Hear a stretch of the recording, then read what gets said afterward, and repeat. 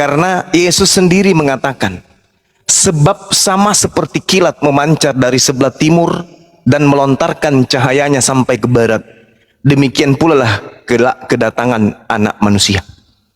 Jadi kedatangan anak manusia yang datang kepada Paulus itu bohong. Makanya Yesus mengatakan, jadi apabila orang berkata kepadamu, lihat Yesus ada di padang gurun, jangan kau pergi ke situ. Atau lihat Yesus ada di dalam bilik, jangan kau percaya. Kenapa? Sebab kedatanganku yang kedua itu sama seperti kilat yang memancar dari sebelah timur sampai terlontar cahayanya sampai ke barat. Demikian pula lah kedatangan aku nanti. Artinya kedatangan Yesus ke Paulus itu bohong, karena kedatangan Yesus yang kedua nanti itu ditandai seperti kilat yang memancar dari timur sampai barat. Berarti apa maksudnya tuh? Kedatangan Yesus itu tidak ngumpet-ngumpet. Kedatangan Yesus itu tidak sembunyi-sembunyi. Kedatangan Yesus bukan untuk satu orang. Kedatangan Yesus untuk seluruh alam semesta. Ketika Yesus datang, itulah pertanda hari kiamat sesuai dengan Al-Quran. Maka ketika ia datang, maka seperti kilat bercahaya dari timur ke barat. Tak ada lagi orang yang bisa ke kantor, tak ada lagi orang bisa happy-happy, tak ada lagi orang bisa kemudian nonton bola dan seterusnya. Kenapa? Cahaya itu bersinar dari timur sampai ke barat. Ini ada apa? Oh, Nabi Isa turun. Semua orang tersadarkan, ini yang dilakoni nabi palsu ini settingan pribadi. Aku bertemu pada saat aku ke Damsyik. Aku bertemu Yesus di dalam bilik rahasia, di dalam sel penjara.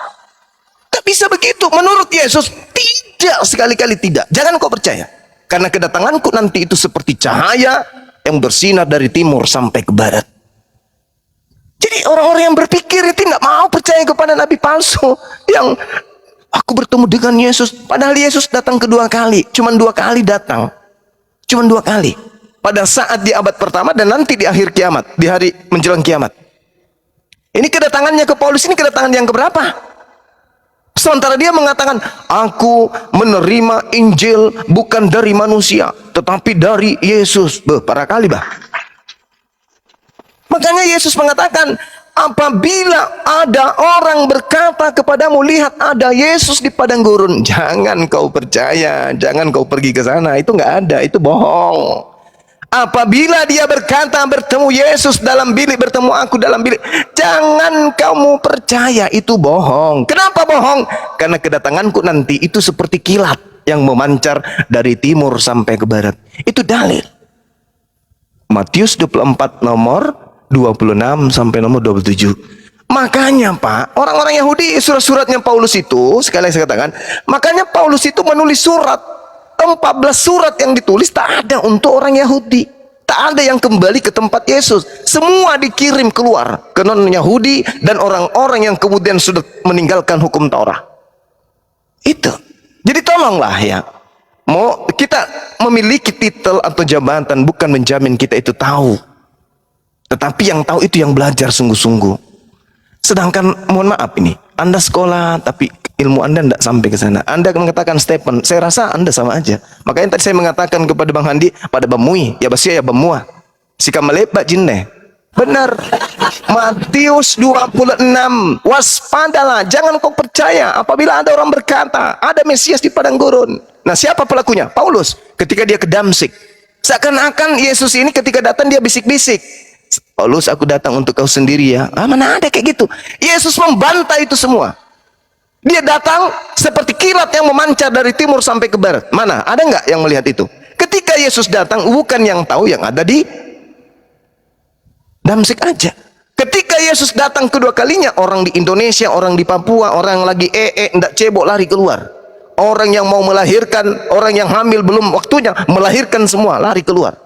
Ketika itu sudah datang, Nabi Isa sudah datang untuk yang kedua kalinya. Nggak ada lagi orang senyum-senyum, nggak ada lagi orang main HP, nggak ada. Semua akan dikagetkan dengan adanya cahaya yang bersinar dari timur sampai ke barat. Itu Al-Quran juga mengatakan, apabila Nabi Isa datang untuk yang kedua kalinya, itulah tanda-tanda akan datangnya detik-detik kiamat. Bukan yang datang ke padang gurun, bukan yang datang dalam bilik penjara lalu nulis surat, bukan. Itu settingan. Makanya Yesus mengatakan waspadalah, waspadalah kepada nabi-nabi palsu. Ending dari buah nabi palsu itu tandanya bisa kau lihat. Memanggil aku Tuhan, bermujizat pakai namaku, mengusir setan pakai namaku, bermujizat pakai namaku. Ini mau dicari di mana ini? Iya, di tanda-tanda nabi palsu itu tadi, yang ngaku-ngaku bertemu dengan Mesias di padang gurun. Padahal Yesus mengatakan kedatanganku yang kedua, tengok nanti, kalau seperti kilat yang menyambar bersinar dari timur sampai ke barat. Matius 24 nomor 27. Ya, mana cahaya itu ketika datang? Ada, cuman Paulus saja buta matanya, katanya. Ngarang-ngarang cerita. Saya kira begitu, saudara pendeta. Lanjut. Baik, terima kasih. Mulai dari pandangan kritik terhadap Alkitab, khususnya terhadap Injil dan Perjanjian Baru, yang disebut itu pandangan kaum skeptis di tengah-tengah kekristenan juga ada ini, Bang. Apa yang Anda jelaskan itu, ada itu kritik dari para teolog-teolog Kristen terhadap teks-teks Alkitab. Paulus itu juga dikritik itu. Jadi saya tidak salahkan karena itu memang perkembangan pengetahuan. Begitu. Jadi saya tidak berusaha untuk membantah pendapat yang Abang sampaikan, karena itu di dalam Kristen juga ada pendapat-pendapat seperti itu.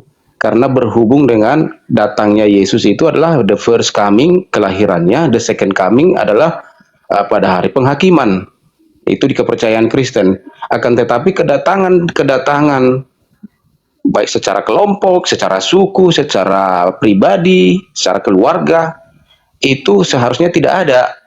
Itu dari kaum skeptis, begitu, skeptis apa pandangannya. Karena kedatangan pertama, kedatangan kedua itu yang seharusnya. Ya gitu. Tapi kalau ada kedatangan aku bertemu, misalnya ada kesaksian, testimoni, aku ketika umroh memandang ke atas bertemu Yesus, hal-hal seperti ini seharusnya tidak ada. Kalau memang betul kedatangannya itu hanya pertama dan kedua. Nah, akan tetapi dalam kepercayaan secara umum di kekristenan, mainstreamnya mengakui bahwa nubuat Yesus di situ, di dalam Matius 24 itu ayat 26 dan 27 itu berbicara tentang hari penghakiman. Bahwa kedatangannya itu tidak secara lokal, tidak secara kelompok, tidak secara negara, tidak secara pribadi. Tetapi semua mata akan memandang dia ketika dia datang, seperti Abang jelaskan tadi. Bagaikan cahaya yang muncul dari ufuk timur, memancar sampai ke barat. Semua mata yang ada di muka bumi pada saat itu akan memandang kedatangannya.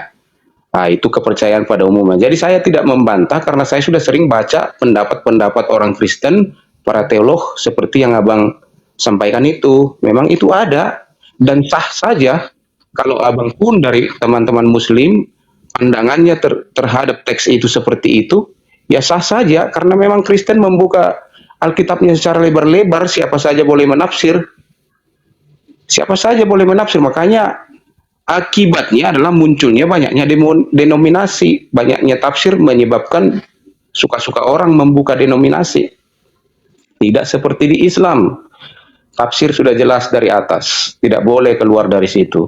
Nggak boleh sembarangan menafsir, sehingga terjaga utuh itu agama sampai hari ini. Tidak ada membuka sembarangan aliran. Begitu, Bang. Terima kasih. Iya, itu salah satu jawaban, ya, salah satu jawaban dari beberapa opsi jawaban. Tapi ini jawaban yang sama sekali tidak sedang membantah apa yang saya sajikan. Hanya saja jawaban seperti ini itu akan menuntut pertanggungjawaban dari yang mendengarkan, Bang. Seperti saya, orang yang kritis, gitu ya. Saya pasti akan minta pertanggungjawaban. Kalau misalnya kemudian saudara saya ini menarasikan dengan narasi seperti itu, maka muncul pertanyaan baru. Di mana Yesus mengajarkan dia datang seperti yang dialami oleh Paulus? Ada enggak metode kedatangannya seperti itu? Bahwa aku datang seperti yang dialami oleh Paulus, atau orang-orang yang mencoba berhayal, bertemu dengan dalam mimpinya bertemu dengan orang yang rambutnya panjang menggunakan surban, lantas mengatakan itu Yesus. Sementara Yesus mengatakan, apabila ada orang berkata, bertemu aku di padang gurun, di dalam kamar, di dalam bilik, bahasa Yunaninya taimeong, dalam bilik rahasia, dari kamar rahasia, kamar yang orang itu aja yang bisa ada di dalamnya. Kemudian ada yang berkata seperti itu, kata Yesus, jangan kau percaya. Nah, kalau metode yang saudara saya gunakan tadi, di mana Yesus mengatakan apabila ada orang yang mengaku bertemu dengan Mesias, mengaku bertemu dengan saya, percayalah, ikutilah. Ini akan berat buat Anda, karena itu tidak akan pernah Anda temukan. Coba, boleh nggak saya minta? Karena Yesus menarasikan dengan sangat jelas satu perbandingan dua sisi yang bertentangan antara yang dialami oleh Yesus dan apa yang dikatakannya kemudian, lalu apa yang diceritakan Paulus dengan pengikutnya. Coba, kita boleh ya, coba Anda tunjukkan. Coba saudara saya tunjukkan. Sibuk terus urusin Tuhan Yesus. Coba saudara tunjukkan. Ibu Ruth. Gede mata itu. Coba saudara tunjukkan bagaimana kemudian narasi yang dibangun Paulus ini itu ada legalitasnya daripada Yesus. Sabar Bu Ruth, sabar. Nah, ini kan harus jujur mengakui hal-hal seperti ini, Bang Zuma. Iya, silakan. Dari segi tekstual study, bukti-bukti peninggalan teks dari zaman Yesus yang kita akui 4 kitab Injil yang menceritakan semua perkataan-perkataan Yesus, ajaran-ajarannya, tidak ditemukan satu bukti pun yang menyatakan bahwa dia akan datang secara pribadi-pribadi menjumpai orang-orang tertentu. Tidak ada. Jadi makanya secara legal di dalam kekristenan, pertemuan-pertemuan seperti ini, khususnya yang pada zaman ini sering kita dengar testimoni-testimoni di YouTube, di komal-komal, mengatakan Tuhan menemui aku melihat berambut panjang, entah apalah dia bilang itu. Ini bisa saja halusinasi. Betul. Sifatnya delusif istilahnya itu. Kalau dalam ilmu jiwa itu, karena kita kan orang sekolah, kita tidak semerta-merta langsung mengakui, iya itu betul. Tetapi hal-hal yang berupa pengalaman pribadi tidak boleh kita counter secara doktrinal, harus melalui bidangnya. Hanya psikolog ataupun ahli ilmu jiwa yang bisa membantahi, seperti Dr. Riu Hasan. Kan dia ahli di bidang itu, jadi dia bisa bantah orang-orang yang mengaku mengalami pertemuan pribadi dengan oknum ilahi. Nah, itu. Jadi artinya, tetapi secara teks saya harus akui tidak ada pernyataan Yesus mengatakan nanti aku akan datang pribadi-pribadi menjumpai orang-orang tertentu. Tidak ada. Nah, kan kalau kita jujur nggak ribut kan? Sedikit lagi. Jadi gini Bang ya, boleh ya Ahi ya, izin ya. Silakan. Azan. Jadi begini Bang, kalau saya melihat kesaksian itu, lalu orang-orang yang katanya ditemui Yesus itu dia ngaku bahwa yang dilihat dia di dalam mimpinya, ya itu seperti yang digambar-gambar yang ada di rumah orang Kristen. Ini dapat dipastikan itu halusinasi, ya apa yang dia lihat setiap hari terbawa ke dalam mimpi. Karena faktanya Yesus itu tidak seperti itu. Tidak seperti yang ada di gambar-gambarnya orang Kristen. Itu kan lukisan dari siapa namanya? Leonardo da Vinci ya. Nah, apakah Yesus itu mau menyesuaikan dirinya dengan gambar itu? Menyerupakan dirinya dengan gambar itu? Jelas tidak mungkin. Nah, disinilah makanya itu ngarang saja. Beda kalau di Islam. Di Islam ada jaminan dari Rasulullah. Barang siapa yang bertemu aku di dalam mimpi, percayalah itu aku. Karena iblis tidak bisa menyerupai aku. Sementara Yesus tidak pernah memberi jaminan bahwa kalau dia datang ke dalam mimpi dipastikan adalah dia. Ingat, di dalam kitab Anda dikatakan iblis pun bisa menyamar sebagai malaikat terang. Nah, kemudian kalau kita lihat di dalam 1 Yohanes 4 ayat 1, saudara-saudaraku yang kekasih, waspadalah akan setiap roh. Tetapi ujilah roh-roh itu. Apakah roh itu berasal dari Allah? Sebab banyak nabi-nabi palsu yang telah datang dan pergi ke seluruh dunia. Demikianlah kita mengenal roh Allah. Yaitu apabila dia mengaku bahwa Yesus Kristus telah datang sebagai manusia, ia berasal dari Allah. Dan roh palsu itu menyangkal Yesus telah datang sebagai manusia. Nah, ini alat ujinya ada, Bang. Apakah benar yang menemui dia itu Yesus? Kalau benar, apa standarnya? Nah, begitu, Bang. Lanjut. Monggo Pak Anggi Juma, kalau mau ditanggapi. Saya sedikit aja kok. Saya izin Oke, akhi silakan, Bang. Azhar, silakan dilanjut.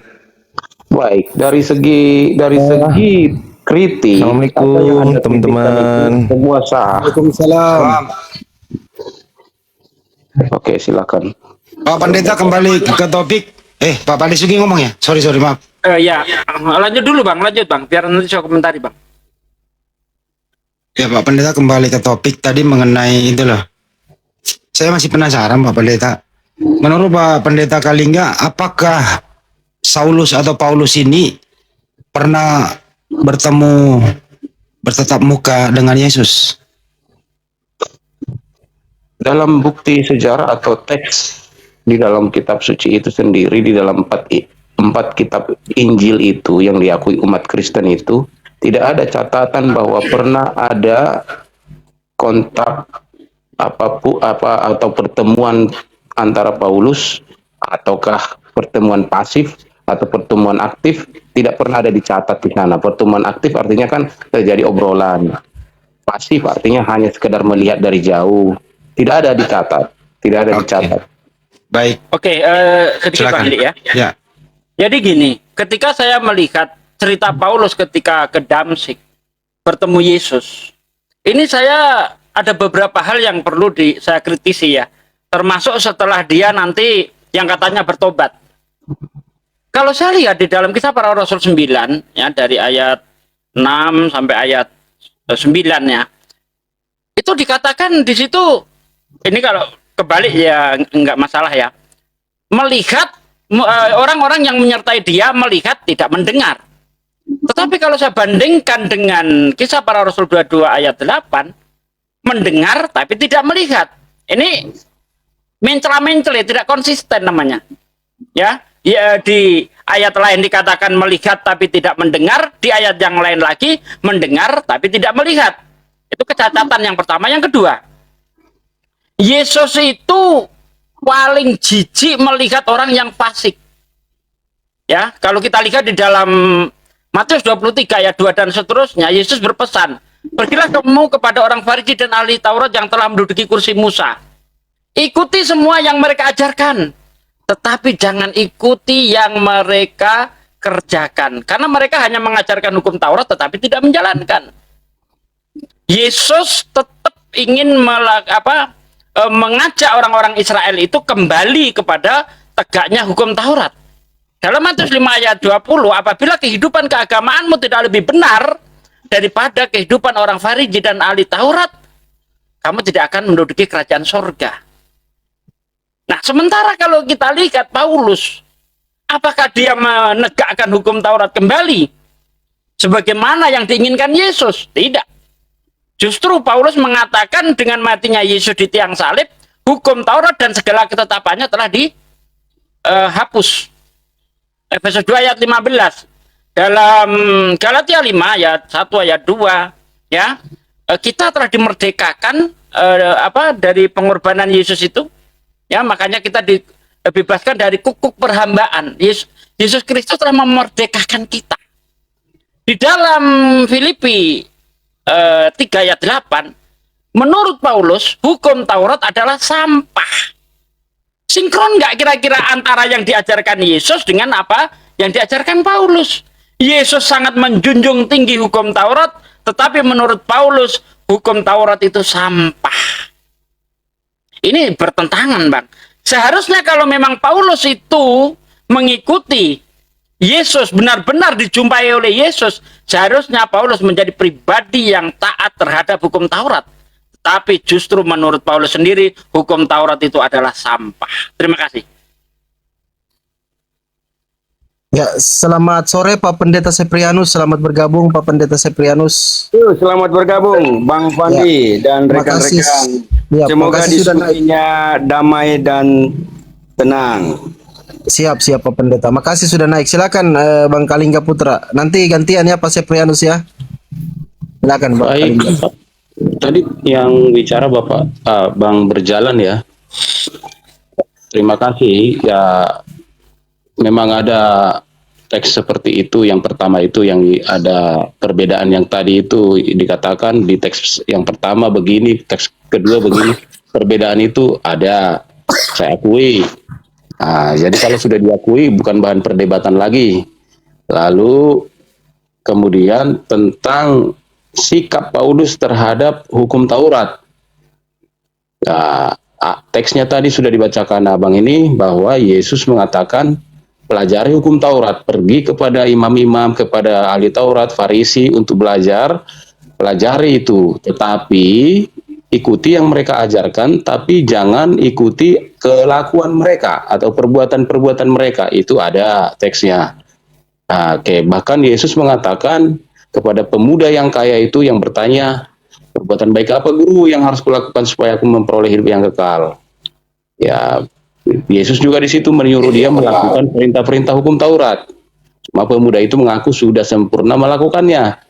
Lalu Yesus tantang dia, kalau sudah betul kamu sempurna melakukan perintah-perintah hukum Taurat itu, ya sudah, pergilah jual semua hartamu. Itu kan ceritanya di situ. Jadi artinya banyak jejak Yesus masih mengatakan bahwa perintah-perintah hukum Taurat itu penting untuk dilaksanakan.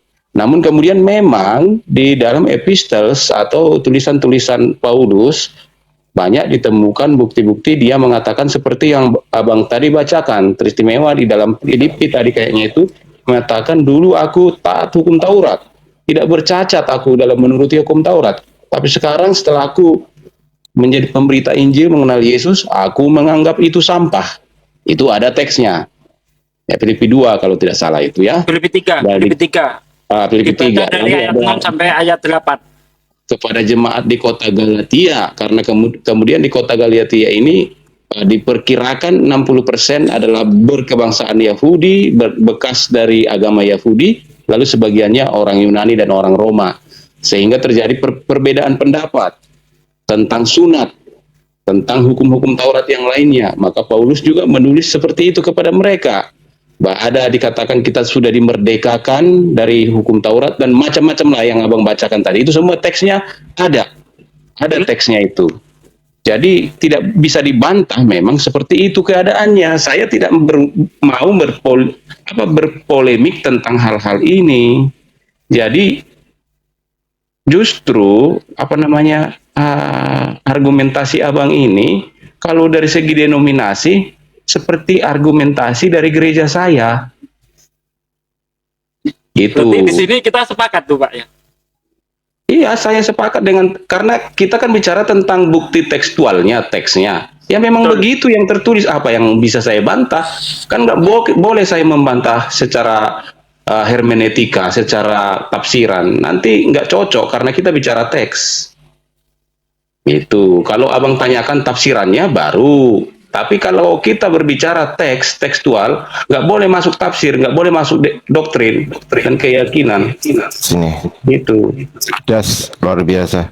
Nggak boleh. Mantap, Jadi mantap. kita Ya, harus saya nggak akui bisa memang ngomong lagi begitu Pak. adanya. Kalau udah begitu, tapi kalau dibantah 1000 ayat bisa keluar dari kepala saya tanpa buka Bible. Tapi kalau Anda sudah pro begini ya udah, saya pun oke lah Iya, kalau begitu. kita itu yang membuat ribut itu, Bang. Ketika misalnya Bang Zuma, Bang Handi, ini semua teman-teman Muslim itu memberikan data-data, dibantah data itu dengan menggunakan keyakinan atau doktrin. Kan nggak bisa itu. Betul. Nggak sinkron itu, nggak jalan pembicaraan. Mentoklah, akhirnya muter-muter ribut. Nah, akhirnya dia karena dia manusia defense, nabimu pun begininya, nabimu pun begininya. Karena dia sudah merasa terdesak. Tidak dapat mempertahankan arealnya, asal nembak aja lah dia kan. Tembakilah semua, nggak terarah lagi. Oke, lanjut Bang Ardiansah. Sapa dulu dong, Aki Korea. Assalamualaikum, Aki. Hoi. Ah, tidurlah dia masih. Aki Kores. Izin bertanya ya Pak Kalingga ini saya dengar barusan, izin boleh ya Bang Handi? Iya. Saya dengar Pak Kalingga ini narasi yang seperti itu tadi itu sangat-sangat jarang. Sangat jarang sekali keluar dari mulut seorang Kristen. Apalagi ketika ditanya apakah Bible itu murni semuanya firman Tuhan? Itu mereka ada yang jawab, oh ya itu firman Tuhan. Ada yang jawab juga sih, enggak semuanya. Tetapi masih aja mereka percayakan sebagai sebuah kebenaran. Padahal kalau kita telisik seperti tadi, banyak yang kontradiksi tadi, seperti yang disebutkan Ustadz saya tadi, Pak D Bible Berjalan, itu kontradiksi yang satu ya. Sebenarnya banyak sekali loh kalau kita mau bahas kontradiksi. Bahkan ada ayat-ayat yang dulunya nggak ada, sekarang ada loh. Bapak percaya nggak itu? Ya, itu ada saja yang seperti itu. Ya, seperti di Yohanes 7:53, Yohanes 8:1-11 itu nggak ada dulunya. Bapak percaya nggak itu ditambahkan? Yohanes 7:53, perikop adultery, perempuan berzina itu Iya, dulunya itu. nggak ada. Iya, Kak, saya mengakui karena begini, Bang. Kenapa itu Bagus. terjadi? Karena penjagaan Alkitab itu di seluruh dunia tidak seketat penjagaan Al-Quran. Bagus ini. Nah, jadi sehingga ada Luar biasa. Vulgata yang itu dibandingkan Vulgata itu dengan yang dipakai oleh King James Version itu banyak terjadi perbedaan. Di sini ada, di sana tidak ada. Betul. Nah, dia jadi di dalam kami pun itu terjadi. Teolog-teolog kami pun memperbincangkan itu. Makanya kalau ada mengatakan Alkitab sama di seluruh dunia, bohong. Wah, bagus.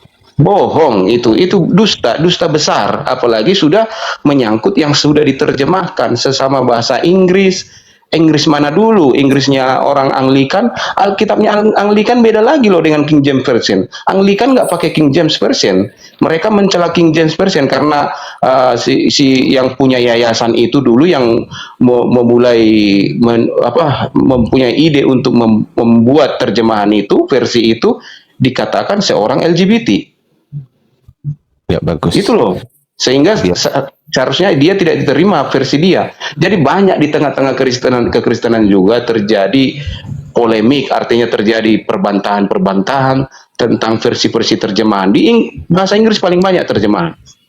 Ya. Di Kita Indonesia memang hanya satu lembaga, karena memang sejak dari zaman Bung Karno, Pak Harto tidak diizinkan di Indonesia mempunyai lembaga di luar LAI. Ya, ada undang-undangnya itu hanya satu itu. Dan yang terjadi di dalamnya adalah versi-versi revisi. Ya, betul. Ya, adalah terjemahan baru, terjemahan bahasa sehari-hari, terjemahan lama, betul. ada terjemahan literal translation. Jadi sumbernya ini mana kita tidak dikasih tahu juga. Ya. Karena literal translation isinya banyak perbedaan dengan terjemahan baru yang umumnya dipakai gereja. Betul. Apalagi kalau teman-teman karismatik banyak juga yang menggunakan bahasa sehari-hari. Nah, ini kami akui, saya sebagai pelajar Alkitab mengakui cacat-cacat seperti ini. Tepuk tangannya dong, Bang Fandi. Keren ini. Bagus. Tapi tunggu Pak, izin.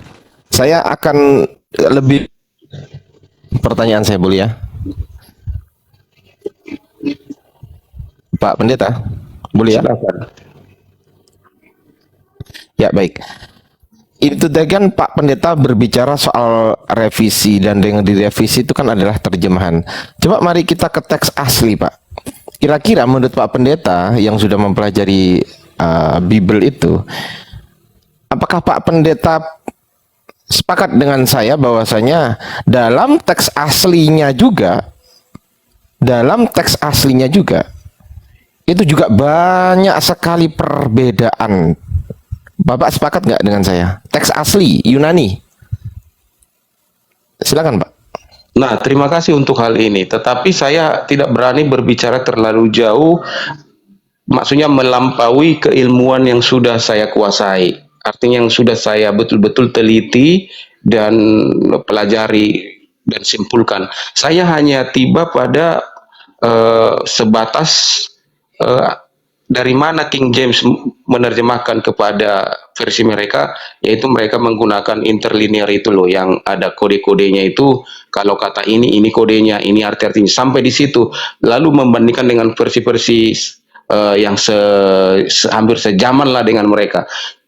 Selanjutnya sampai kemudian versi-versi pada zamannya Luther, pada zamannya John Huss, sampai ke belakang, sampai Jerome, sampai zaman-zaman Bizantium, saya belum sampai ke sana, apalagi kepada teks asli.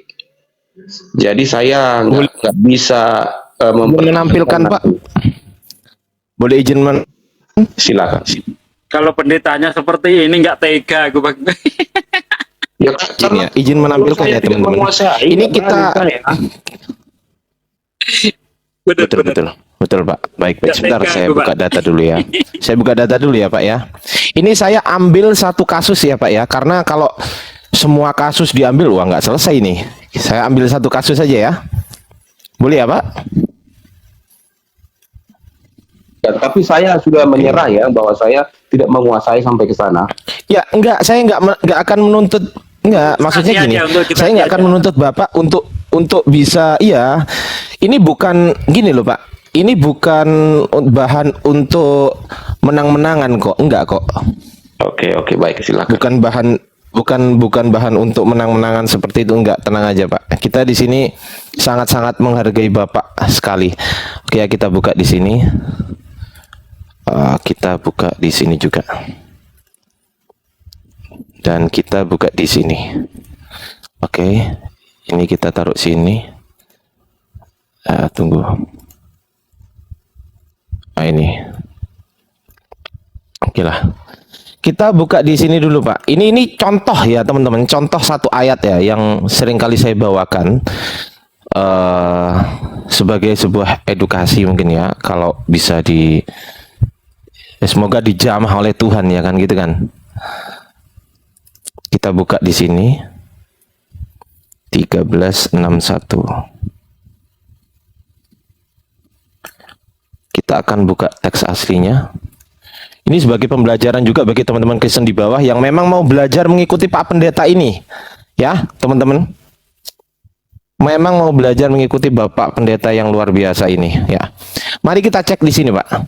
Kalau dicek di Bibelnya Bapak sekarang ada nggak Yohanes 7:53 dan Yohanes 8 ayat 1 sampai 11 ada nggak Pak di Bibelnya Bapak sekarang, Pak?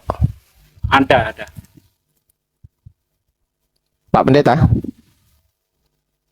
Saya sedang tidak pegang Alkitab sekarang. Oh ya udah ini. Nah ini kan Pak. Ini Yohanes 8 ayat 1 sampai 11 kan ada nih. Ini contoh aja ya teman-teman ya. Mohon maaf kalau saya mengulang-ulang terus, tapi karena ini adalah penting sekali. Gitu kan. Nah, ini Yohanes 8 ayat 1 sampai dengan 11 kan ada nih. Terus Yohanes 7 ayatnya juga sampai 53. Oke, mari kita cek Pak. Pertama, mari kita cek di abad yang paling tua Pak, yaitu di abad keempat. Di abad keempat. Di sini saya punya Codex Sinaiticus di abad keempat, ya kan? Tunggu.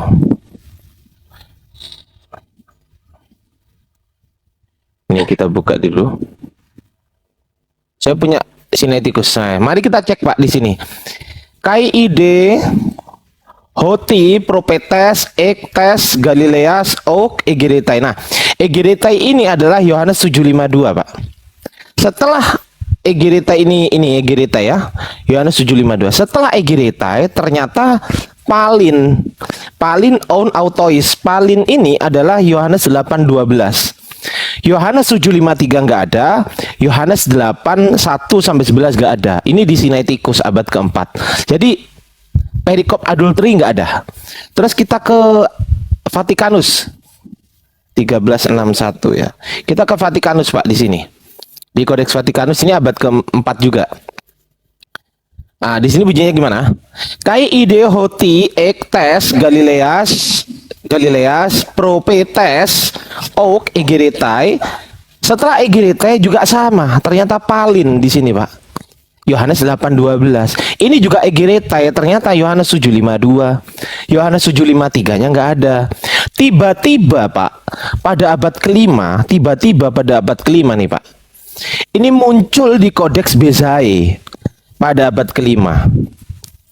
Pada abad kelima tiba-tiba muncul, kita langsung transkripsinya ya. Tuh, tiba-tiba muncul Yohanes 7:53 dan Yohanes 8:1, 2, 3 sampai dengan 11. Lah ini bukan terjemahan loh Pak. Ini langsung bahasa aslinya ya kan Pak ya? Betul ya Pak? Ya, koinenya itu jurnalis. Ya, bahkan di Papirus Hana, saya menemukan di Papirus Hana, Pak. Ini adalah abad Papirus Hana ya, halaman berapa ya? Tunggu. 2B6V. 2B6V. Ini abad ketiga, Pak. 2B6V. 2B6V. Papirus Hana ini abad ketiga. Lebih tua daripada Vatikanus dan Sinaiticus. Di Vatikanus, di Papirus Hana yang abad ketiga ini tertulis apa teman-teman? Tertulis gini nih, Galileas, terus hilang, terus di sini ada Egiretai. Setelah Egiretai, terus kemudian ada Pi dan juga ada Alpha. Ini artinya Pa. Pa ini apa? Ternyata setelah Pa ini ada nomina sacra. Isus, Legon. Oh, ternyata ini Yohanes 7:52. Setelah 7:52 Yohanes 8 ayat 12. Ternyata Yohanes 8:1-11 nggak ada, Yohanes 7:53 nggak ada gitu loh Pak.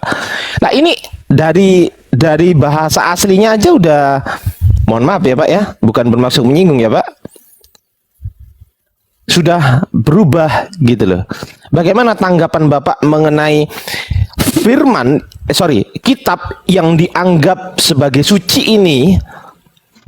Kok ternyata seperti ini? Menurut Bapak bagaimana? Silakan Pak. Baik, terima kasih. Saya salut kepada teman-teman, dan bukan kali ini saja saya perhatikan ada pembahasan seperti ini. Cuma selama ini saya sering menonton aja di bawah.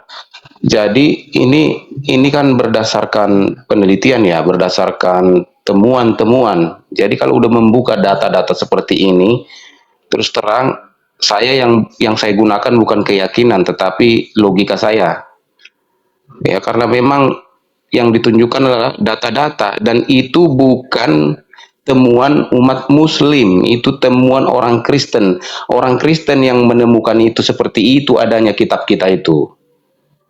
Mereka ini, teman-teman ini hanya menunjukkan kepada kita apa yang selama ini kita tidak peduli. Padahal sebenarnya ada kontradiksi seperti itu di tengah-tengah kita. Itu cuman orang-orang yang belajar teologi ya mungkin sebagian paham ini, akan tetapi ya ditutup-tutupilah daripada apa gitu ya kan. Tapi zaman sekarang nih terbuka informasi dari mana-mana, semua sudah masuk ke internet. Nggak bisa lagi kita ini orang-orang pendeta, master teologi, doktor teologi mengatakan, oh ini paling bagus ini terjemahan Indonesia. Nah ini abang-abang ini aja udah tahu, masa kita harus katakan. Jadi saya tidak dalam posisi membangun, karena itu data. Luar biasa, Cai. Itu data, malah saya memang sudah saya dengar itu, pernah saya dengar itu di beberapa seminar kami, akan tetapi secara pribadi saya belum mengadakan penelitian tentang itu. Nah kalau abang buktikan seperti itu, dan saya juga bisa baca tadi teksnya, ya itu betul seperti itu keadaannya. Memang Alkitab itu sejak awal sudah banyak perbedaan-perbedaan. Ya, sejak dari teks aslinya mengalami pergeseran-pergeseran terus sampai hari ini. Itu seperti yang saya katakan tadi. Kenapa itu terjadi? Karena sejak awal Kristen sudah pecah, sehingga membawakan versi mereka masing-masing sejak awal. Walaupun Katolik mengaku sejak awal adalah Katolik, kata dia, sejak awal mungkin pengakuan begitu, tapi ternyata sejak awal sudah berbeda-beda. Bahkan ada Katolik, Ortodoks, kemudian muncul nanti Protestan, muncul Anglikan, muncul ini semua ini membawa versinya masing-masing. Akhirnya terjadilah seperti ini. Jadi kalau di Islam, meskipun dia meskipun dia Syiah kah, Ahmadiyah kah. Kalau kitab suci nggak boleh direvisi-revisi sembarangan. Sedikit Pak, Gitu Ahmadiyah loh. bukan Islam Pak, kitabnya beda Pak. Ya Kitabnya itu, bukan Quran. kita membandingkan kejadian di seberang dengan di kita. Nah, itulah yang dikritisi oleh teman-teman Muslim karena mereka mempunyai standar kitab suci yang ternyata standar keautentikan dan keakuratan kitab suci di kalian itu tidak terpenuhi di kami, kan begitu kan? Oke.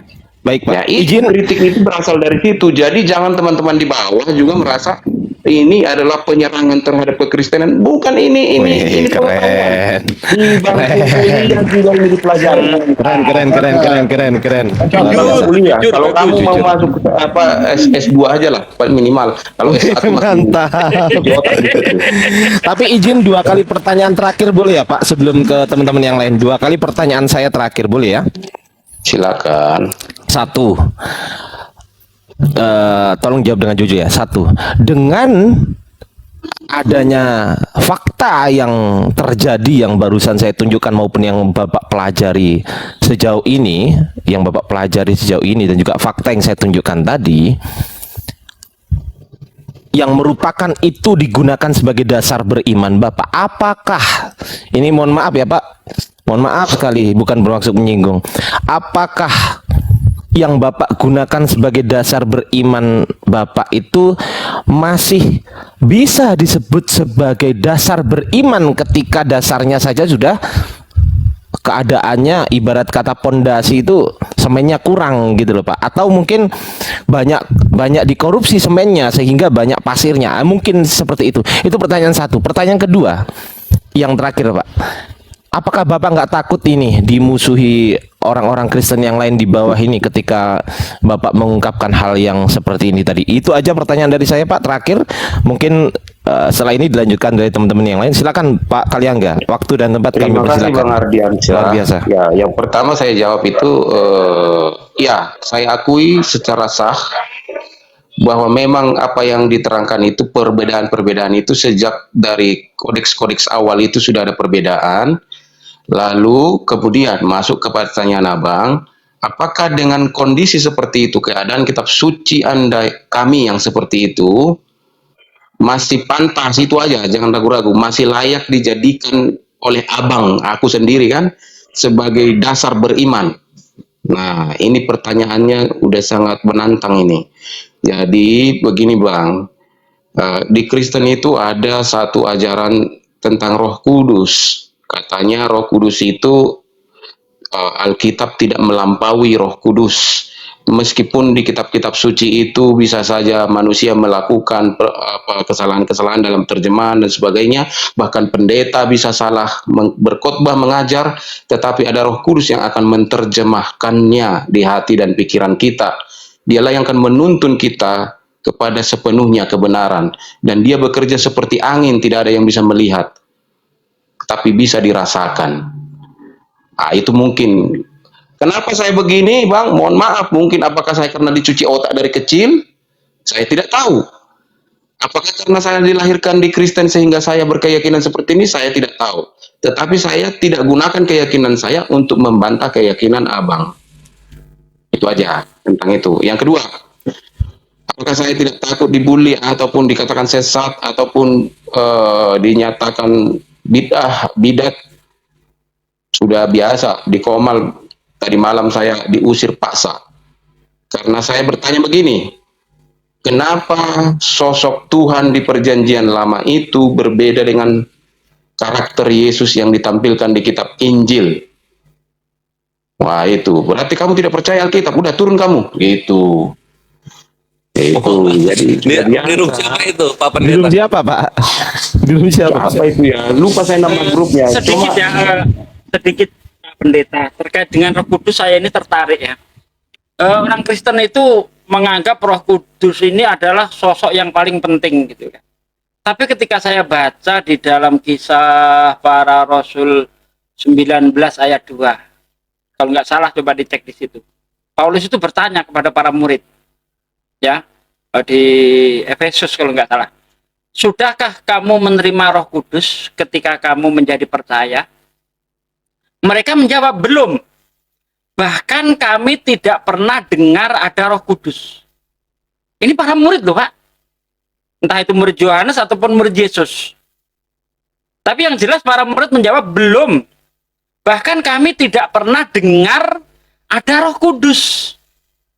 Ini orang yang tidak jauh dari Yesus saja nggak kenal dengan Roh Kudus.